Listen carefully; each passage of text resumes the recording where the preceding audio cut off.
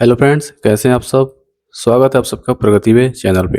Friends, आज से हम लोग स्टार्ट करने वाले हैं क्लास 6 एनसीईआरटी पॉलिटी की सीरीज। इसमें आपको कंप्लीट थ्योरी क्लासेस देखने को मिलेगी। देखिए, अगर आप क्लास 6, 7 और 8 की एनसीईआरटी पॉलिटी को आप अच्छे से पढ़ लेते हैं, उनकी थ्योरी को आप अच्छे से कर लेते हैं, तो आपका जो सीटेट जो एग्ज़ाम होने वाला है वहाँ पर आपका पॉलिटी के एक भी क्वेश्चंस आपसे नहीं छूटेंगे। सीटेट जो होता है वहाँ पर जितने भी क्वेश्चंस पूछे जाते हैं एसएसटी के, वो सारे एनसीईआरटी बेस्ड होते हैं। जहाँ पर आपको क्लास 6, 7 और 8 से आपको क्वेश्चंस जो है वो देखने को मिलती है। सारा बेस जो होता है वो एनसीईआरटी का ही होता है। इसके बाहर आपका एक भी क्वेश्चन देखने को नहीं मिलती है। तो आप अगर एनसीईआरटी की थ्योरी आप कंप्लीट अच्छे से पढ़ लेते हैं या अच्छे से आप उसको कवर कर लेते हैं, तो आपका एक भी क्वेश्चन इससे बाहर आपको सीटेट नहीं पूछता है। सीटेट का यही पैटर्न हमेशा से रहा है। आपको इसके अलावा एक भी क्वेश्चंस आपको बाहर से देखने को नहीं मिलते हैं। इसलिए आपको एनसीईआरटी जो है आपको बहुत ही अच्छे से पढ़ना होगा। तो आज हम लोग स्टार्ट करने वाले हैं क्लास 6 का एनसीईआरटी का पहला चैप्टर है, जो कि सिविक्स का होने वाला है, पॉलिटी का होने वाला है। आज का हमारा जो चैप्टर होने वाला है वो है विविधता की समझ। चैप्टर को स्टार्ट करते हैं बहुत ही आसानी से समझते हुए आगे बढ़ते चलते हैं। तो देखिए, सबसे पहले हम समझते हैं विविधता का जो अर्थ है वो क्या होता है। देखिए, विविधता जो होता है वो विभिन्न प्रकार के हो सकते हैं, ये अनेक प्रकार के भी हो सकते हैं। जैसे सरल शब्दों में अगर हम बात करें तो किसी समूह, वस्तु, व्यक्ति, विचार, भाषा, संस्कृति आदि में अलग अलग प्रकार की जो विशेषताएं पाई जाती हैं, उसे ही हम विविधता के नाम से जानते हैं। ओके। जैसे उदाहरण के तौर पर अगर हम बात करें कि जैसे भारत में अगर देखा जाए तो विभिन्न प्रकार की भाषाएं बोली जाती हैं, विभिन्न प्रकार के वेशभूषाएं और संस्कृतियां देखी जाती हैं, कई प्रकार के धर्म देखे जाते हैं। ये सारे एग्जाम्पल जो हैं ये क्या है, एक विविधता के ही एक एग्जाम्पल हैं। इसको आप आसानी से समझ सकते हैं। अब अगर हम स्पेशली बात करें भारत में विविधता की, यानी कि डाइवर्सिटी इन इंडिया की, तो देखिए भारत एक विविधताओं वाला देश है। अब भारत विविधताओं वाला देश कैसे है, तो देखिए यहाँ पर कई प्रकार के भाषाएं बोली जाती हैं, कई प्रकार के धर्म देखने को मिलते हैं, अलग अलग क्षेत्र में अलग अलग संस्कृतियाँ हमें देखने को मिलती हैं, अलग अलग विभिन्न प्रकार के हमें वेशभूषाएं देखने को मिलते हैं, लोगों के पहनावे अलग अलग होते हैं। जैसे आप चल जाइएगा गुजरात साइड में तो वहाँ की जो भाषा है वो अलग है, वहाँ के जो पहनावा है वो भी अलग है। वहीं अगर आप चल जाइएगा यूपी में तो यूपी का भी लैंग्वेज अलग है, और लैंग्वेज और यूपी का जो है पहनावा भी अलग है, और वहाँ की जो संस्कृति है वो भी अलग है। वहीं अगर आप चल जाइएगा बंगाल साइड में तो वहाँ का भी जो भाषा है वो भी अलग है, और वहाँ का भी जो अपना जो कल्चर है, संस्कृति है, वो भी वहाँ की अलग है। ओके। इससे आप समझ सकते हैं कि विभिन्न प्रकार के जो भाषाएं हैं, विभिन्न प्रकार के जो अलग अलग धर्म हैं भारत में, अलग अलग क्षेत्र पे अलग अलग जो भोजन जो देखने को हमें मिलते हैं, अलग अलग प्रकार के हमें त्यौहार देखने को मिलते हैं, ये सारे क्या है, एक प्रकार की विविधता का ही रूप है। ओके। देखिए, अगर अलग अलग प्रकार के भोजन, धर्मों का अलग अलग त्यौहार जो लोग मनाते हैं, विभिन्न प्रकार की जो भाषाएं जो बोलते हैं लोग अलग अलग प्रकार से, अलग अलग क्षेत्र पे। देखिए, अगर हम बात करें कि जैसे बंगाल साइड में आप जाइएगा तो वहाँ पर देखिएगा कि मछली जो है वो बहुत ही ज़्यादा फेमस है। वहीं अगर आप बिहार की बात करिएगा तो बिहार में जो है लिट्टी चोखा जो है बहुत ही फेमस है, लोग ऐसे बोलते हैं। तो यहाँ पर जैसे देखिएगा आप, अलग अलग क्षेत्र के हिसाब से जो है वेशभूषाएं और खान पान भी है जो लोगों के अलग अलग देखने को मिलते हैं। वहीं आप अगर आप चल जाइएगा कश्मीर साइड में तो वहाँ पर भी लोगों के जो पहनावे होते हैं या लोगों की जो संस्कृतियाँ होती हैं वो भी अलग देखने को मिलती है। ओके। इन सभी एग्जाम्पल्स को आप भारत की विविधता के रूप में आप समझ सकते हैं। ओके।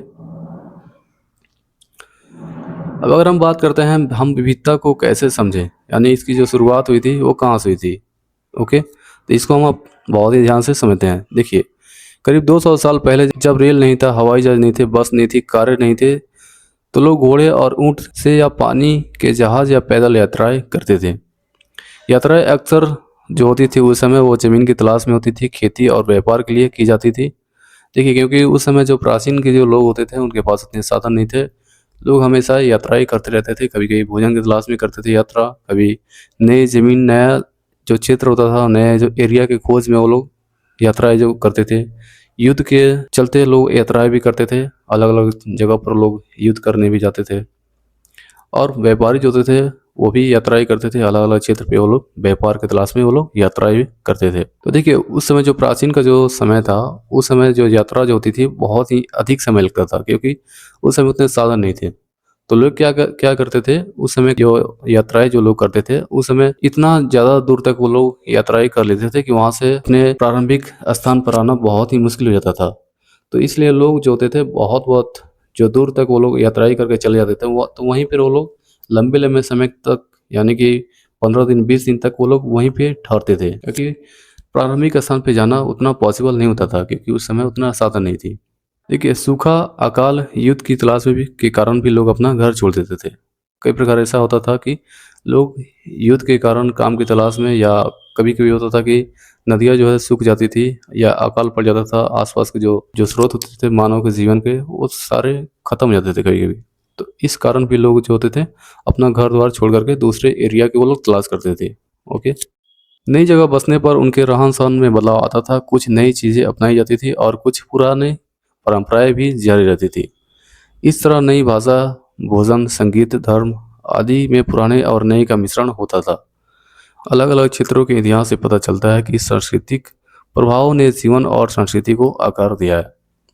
देखिए, जब लोग एक स्थान से दूसरे स्थान पर जब वो लोग जाते थे, जो जगह पे वो लोग जाते थे, तो वहाँ की संस्कृति के अनुसार वो लोग ढलना धीरे-धीरे वो लोग शुरू कर देते थे। यानी कि जो चाहे वो पुराने स्थान पर जो पुराने जो क्षेत्र पर वो लोग रहते थे, वहाँ के जो भोजन थी उनकी, वहाँ का जो भाषा थी उनकी और जब वो लोग नए जगह पर जब वो लोग रहना शुरू किया, तो वहाँ की जो भाषा थी, वहाँ का जो कल्चर था, वहाँ का जो संस्कृति थी, यानी पुराने और नए का जो मिश्रण था, वो धीरे-धीरे से वो होने लगा। और अलग-अलग इतिहास के चित्रों से पता पता चलता है कि सांस्कृतिक प्रभाव जो होता था, वो जीवन और संस्कृति को आकार दिया करता था। ओके?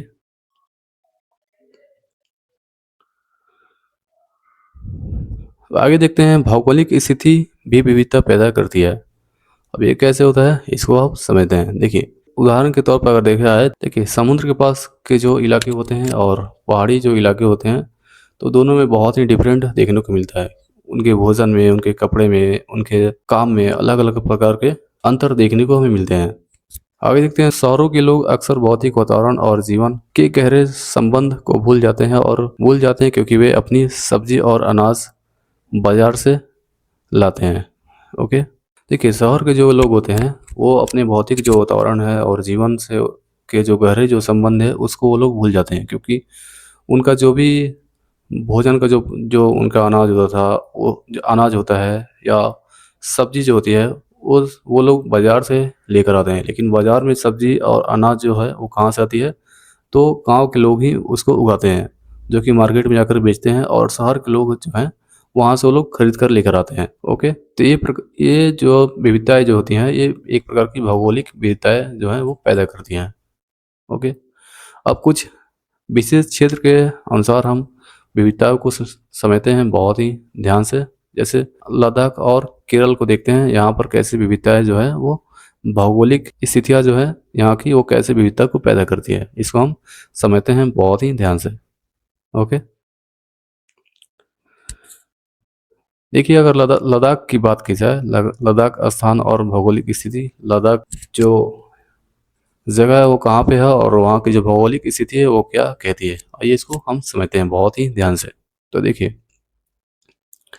लद्दाख जो है जम्मू और कश्मीर के पर्वतीय क्षेत्र में स्थित एक रेगिस्तानी और पहाड़ी इलाका है।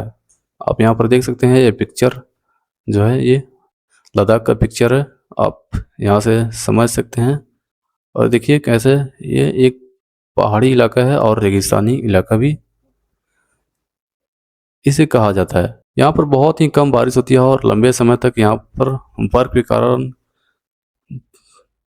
यहाँ पर देखिए बहुत ही कम बारिश होती है और लंबे समय तक यहाँ बर्फ जो है वो जमा रहता है।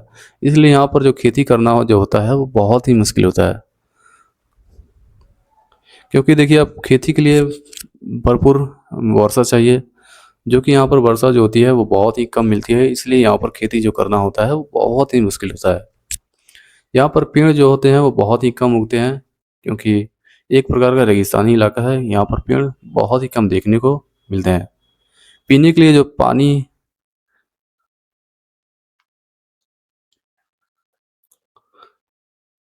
यहाँ पर पीने के लिए जो पानी है वो भी यहाँ पर नहीं मिलती है।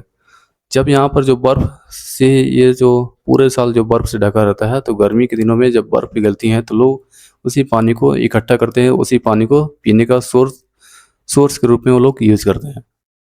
यहाँ पर जो नेचुरल जो पानी है यहाँ पर देखने को बहुत ही कम मिलती है। लोग जो है यहाँ पर बर्फ़ के पानियों से अपना जीवन यापन चलाते हैं। पानी के लिए लोग गर्मियों में पिघलती बर्फ़ पर निर्भर रहते हैं, क्योंकि यहाँ पर सालों साल जो होती है बर्फ़ से ये लद्दाख जो है पूरा ढका रहता है। तो यहाँ पर जो पानी का जो लोग स्रोत यहाँ पर जो यूज़ करते हैं वो बर्फ़ को पिघलने पर जो पानी जो इकट्ठा होती है उसी पानी को लोग अपना जीवन यापन का स्रोत मानते हैं, पीने के लिए लोग उपयोग करते हैं। ओके।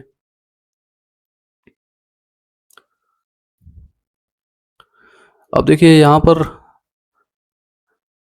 परसीमा और पशुपालन। देखिए यहाँ पर देखिए लोग जो होते हैं यहाँ पर एक प्रकार की बकरी को पालते हैं जिसका नाम है परसीमा। परसीमा नाम की एक बकरी को यहाँ पर लोग पालते हैं जिससे कीमती ऊन मिलता है। ओके। उस बकरी से बहुत ही कीमती ऊन मिलता है और उसके ऊन को सावधानी से लोग इकट्ठा करते हैं और कश्मीर के व्यापारियों को बेचा जाता है। यहाँ पर लोग जो होते हैं दूध से बड़े उत्पाद करते हैं, जैसे कि मक्खन बनाते हैं, चीज़ बनाते हैं, छेना बनाते हैं और मांस खाते हैं। ओके। यहाँ पर लोग दूध से बने उत्पाद जैसे मक्खन, चीज़, छेना और मांस खाते हैं और इन्हीं से ये लोग अपना जीवन यापन को चलाते हैं। परसीमा बकरी से जो ऊन प्राप्त होती है उससे एक प्रकार के परसीमा शॉल बिना जाता है और परसीमा वस्त्र बिना जाता है, जो कि गर्मियों में बहुत ही लाभदायक होता है। यहाँ पर आप देख सकते हैं ये जो महिलाएं जो हैं यहाँ पर परसीमा ऊन को बिन रही हैं।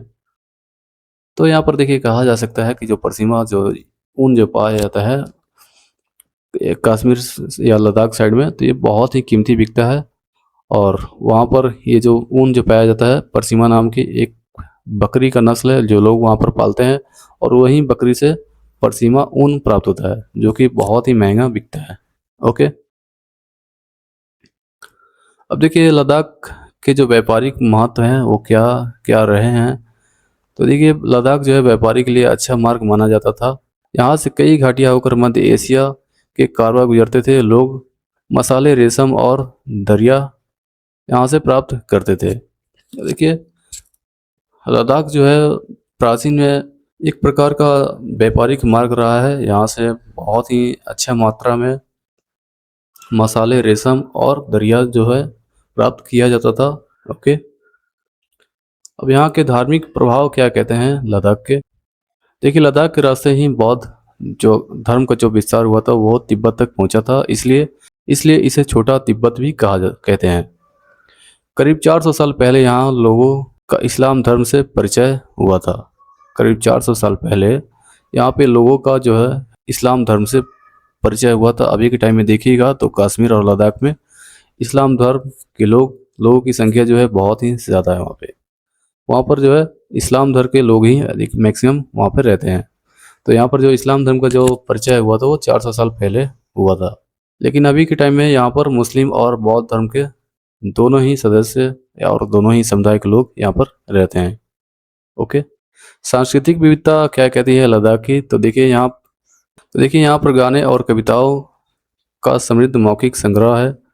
तिब्बत का ग्रंथ केसर सागा यहाँ प्रचलित है। स्थानीय रूप में मुस्लिम और बौद्ध दोनों इसे गाते हैं और नाटक भी इसका खेलते हैं। ओके। यहाँ पर जो गाने और कविताएं का जो इतिहास रहा है बहुत ही पुराना रहा है और तिब्बत का एक महत्वपूर्ण एक ग्रंथ है यहाँ पर जो केसर सागा के नाम से प्रचलित है। और स्थानीय जो लोग यहाँ पर हैं मुस्लिम और बौद्ध धर्म के जो लोग जो समुदाय यहाँ पर रहते हैं वो लोग इसे गाते हैं बहुत ही अच्छे से और इसके नाटक भी खेलते हैं वो लोग। ओके। अब हम समझते हैं केरल के बारे में। तो देखिए केरल का सबसे पहले स्थान और भौगोलिक स्थिति जानते हैं क्या है। तो देखिए केरल भारत के दक्षिण पश्चिमी कोने में बसा हुआ एक राज्य है। केरल में मनाया जाने वाला प्रमुख त्योहार ओणम है। ओके। देखिए केरल जो है भारत के दक्षिणी पश्चिमी कोने में बसा हुआ एक राज्य है और यहाँ का जो प्रमुख जो त्यौहार है वो ओनम के नाम से जानते हैं। देखिए, और केरल की बात करिएगा तो एक तरफ से समुद्र से घिरा हुआ है और दूसरी तरफ पहाड़ियों से घिरा हुआ है। यहाँ पर मसाले और कृषि का जो विस्तार होता है बहुत ही ज़्यादा देखने को मिलता है, क्योंकि ये पहाड़ियों पर विविध प्रकार के मसाले, देखिए यहाँ पर पहाड़ियों पर विविध प्रकार के मसाले उगाए जाते हैं, जैसे काली मिर्च, लौंग, इलायची। इन मसालों के कारण यह क्षेत्र व्यापारियों के लिए आकर्षक था। देखिए यहाँ पर बहुत ज़्यादा पहाड़ जो हैं यहाँ पर देखने को मिलते हैं केरल में, और उन पहाड़ों पर विभिन्न प्रकार के मसाले जो हैं उगाए जाते हैं, जैसे कि काली मिर्च उगाई जाती है, लौंग, इलायची भी उगाई जाती है। इसलिए केरल जो है प्राचीन में व्यापारियों के लिए एक आकर्षक क्षेत्र था, क्योंकि यहाँ पर बहुत ही अधिक मात्रा में विभिन्न प्रकार के मसाले मसाले जो जो थे यहाँ से वो लोग प्राप्त करते थे। अब केरल में व्यापारिक महत्व और ऐतिहासिक महत्व क्या रहे हैं प्राचीन में, इसको हम समझते हैं। देखिए, सबसे पहले अरबी और यहूदी जो व्यापारी थे यहाँ पर आए थे केरल में, और यहाँ पर जो है ईसा मसीह के शिष्य जो थे संत थॉमस लगभग 2000 साल पहले यहाँ आए थे, और भारत में ईसाई धर्म लाने का जो श्रेय है उन्हीं को दिया जाता है। तो देखिए, ईसाई धर्म का जो प्रचार हुआ था वो केरल से ही हुआ था, और ईसा मसीह के जो एक शिष्य थे संत थॉमस उनका नाम था, उन्होंने 2000 साल पहले यहाँ पर आए थे केरल में, और उन्हीं के जरिए जो है भारत में ईसाई धर्म का जो है प्रचार हुआ था। और ईसाई धर्म लाने का जो श्रेय है वो उन्हीं को माना जाता है, जो कि संत थॉमस को। ओके, यहाँ पर अरब से कई व्यापारी आए थे जो यहीं पर जो बस गए थे, यानी कि यहाँ से वो लोग दोबारा गए नहीं। अब देख लेते हैं यहाँ पर जो है सामाजिक और धार्मिक जो जीवन है यहाँ पर कैसा कैसा रहा है केरल में, इसको आप समझते हैं। तो देखिए, 700 साल पहले आए इब्न बतूता ने अपने यात्रा विवरण में लिखा है कि मुस्लिम समुदाय को यहाँ सम्मान मिला है। अगर हम यहाँ पर बात करें, इब्न बतूता जो था वो 700 साल पहले भारत में आया था, और इब्न बतूता जो था वो मोहम्मद बिन तुगलक के शासन काल के दौरान भारत आया था। वो एक मुस्लिम यात्री था जो कि मोरक्को से वो भारत में आया था। ओके, जब भारत से जब इसने वापस जब लौटा तो उसने लिखा है अपने बारे में कि भारत में जो है मुस्लिमों को बहुत ही इज्जत और सम्मान जो है मिलता है। ओके, इब्न बतूता ने अपना विवरण दिया था जब यह भारत से वो अपने देश से जब लौटा था, तो उसने एक विवरण दिया था। उसमें उसने बताया था कि भारत में जो है मुस्लिम समुदाय को बहुत ही सम्मान मिलता है और इज्जत मिलता है। ओके, उसके बाद देख लेते हैं वास्को डी गामा का समुद्री जो मार्ग था। वास्को डी गामा पानी के जहाज से केरल पहुंचे थे। पुर्तगालियों ने यूरोप से भारत तक समुद्री मार्ग जाना था। तो देखिए, वास्को डी गामा जो थे वो एक पुर्तगाली व्यापारी थे, और उन्होंने पानी के जहाज के माध्यम से उन्होंने केरल के कालीकट एक जगह है केरल में, वहाँ पर उन्होंने सबसे पहले पहुंचा था। पुर्तगालियों ने यूरोप से भारत तक का जो सफ़र था वो समुद्री मार्ग से किया था, और समुद्री मार्ग को वो लोग ने जाना था। ऐतिहासिक प्रभाव के कारण केरल में लोग जो है विभिन्न धर्मों का पालन करते हैं। यहूदी, इस्लाम, ईसाई, हिंदू और बौद्ध धर्म के लोग भी यहाँ पर रहते हैं। ओके, अब देख लेते हैं जब चीन के व्यापारी जो आए थे वो केरल में, वो क्या क्या नए तकनीक का उपयोग वो लोग किए थे केरल में। तो देखिए, चीन के जो व्यापारी थे वो केरल आए थे, और मछली पकड़ने के लिए उन्होंने चीनी जाल जैसे, तो देखिए मछली पकड़ने के लिए वो जो चीनी जो व्यापारी थे एक प्रकार का वो लोगों ने जाल को बनाया था, जो चीनी जाल जैसे ही होते हैं। इन्होंने वैसा ही एक जाल बनाया था जिसे उन्होंने चीनी वाला कहा था। एक प्रकार का जाल था जो चीनी व्यापारी ने इसको बनाया था, और ये जो है इसका जो नाम था वो चीनी वाला के नाम से को कहते थे। ओके, उम्मीद करते हैं आप लोग समझ गए होंगे। अब मछलियों को तलने के लिए उन लोगों ने एक बर्तन को बनाया था, उसका नाम उन लोगों ने रखा था चीना चट्टी। ओके, मछलियों को पकड़ने के लिए उन्होंने एक जाल को बनाया था जिन्हें चीनी वाला कहते हैं, और मछलियों को तलने के लिए एक बर्तन को उन लोगों ने बनाया था जिसे चीना चट्टी के नाम से जानते थे। ओके, देखिए चीन के जो व्यापारी आए थे भारत में, तो वो कई प्रकार के नए नए तकनीक का वो लोग उपयोग करते थे। जैसे मछली पकड़ने के लिए उन लोगों ने एक प्रकार का जाल को बनाया था। उस जाल का नाम उन लोगों ने रखा था चीनी वाला, जो इस पिक्चर में आप देख सकते हैं यहाँ पर। ओके, और मछलियों को तलने के लिए उन लोगों ने एक प्रकार का बर्तन बनाया था जिसे उसको चीना चट्टी के नाम से जानते हैं। ओके, तो आगे देख लेते हैं भोजन और कृषि जो है वो केरल में कैसे रही है, वहाँ की जो संस्कृति है वो कैसे रही है। तो देखिए केरल की उपजाऊ जो ज़मीन है, जलवायु चावल की खेती के लिए उपयोग है उपयुक्त है। देखिए केरल की जो उपजाऊ जो ज़मीन है वो चावल की खेती के लिए बहुत ही इम्पोर्टेंट है, बहुत ही महत्वपूर्ण है, बहुत ही उपजाऊ है। केरल में अधिकतर लोग जो है मछली, सब्जी और चावल खाते हैं। अगर हम केरल और लद्दाख दोनों की तुलना करें तो यहाँ पर देखेंगे कि भौगोलिक जो अंतर जो देखने को हमें मिलते हैं इन दोनों क्षेत्र में। तो देखिए केरल जो है समुद्र और पहाड़ियों के बीच बसा है, यहाँ मसालों की खेती अधिक होती है। और लद्दाख जो है पहाड़ी और रेगिस्तानी क्षेत्र है, यहाँ पर सीमा ऊन प्रमुख है। इससे लोग केरल जो है वो समुद्र और पहाड़ियों के बीच बसा है, यहाँ मसालों की खेती होती है। और लद्दाख जो है वो पहाड़ी और रेगिस्तानी क्षेत्र है, यहाँ पर सीमा ऊन जो है बहुत ही फेमस है और बहुत ही कीमती पाई जाती है। ओके, अब देख लेते हैं सांस्कृतिक जो समानताएं हैं दोनों में क्षेत्र में वो क्या देखने को मिलती है। तो देखिए दोनों क्षेत्रों पर चीन और अरब अरब के व्यापारियों का प्रभाव पड़ा है। व्यापार के कारण दोनों की संस्कृति में बाहरी प्रभाव दिखता है। किसी भी क्षेत्र का सांस्कृतिक जीवन उसके इतिहास और भूगोल से गहराई से जुड़ा होता है।